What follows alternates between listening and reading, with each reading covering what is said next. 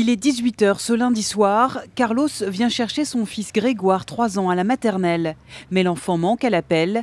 Paniqué, le papa fouille l'école avec le personnel, puis prévient la police et redoute le pire. Vous avez votre enfant qui disparaît, personne n'a été capable de me dire où il était.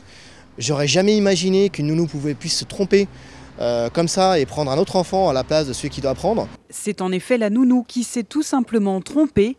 Elle a confondu le garçonnet qu'elle venait récupérer avec le petit Grégoire.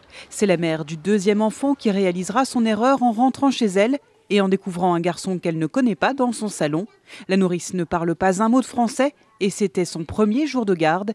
Mais pour le père de Grégoire, l'école est aussi responsable. Ce protocole de contrôle d'identité des parents ou en tout cas des nounous qui viennent chercher les enfants, qui n'a pas été respecté. N'importe qui peut rentrer, prendre un enfant par la main et l'emmener quelque part. Du côté de la mairie de Colombes, on rappelle que des procédures très strictes existent concernant les sorties d'école. Est-ce que c'est l'émotion des premiers jours? Est-ce qu'il y avait beaucoup de flux de passage? À quelle heure effectivement ça s'est déroulé? On a encore besoin de le savoir pour effectivement mettre en place les responsabilités. Depuis, Grégoire est retourné à la maternelle mais reste choqué. Son père n'exclut pas de porter plainte contre la nourrice.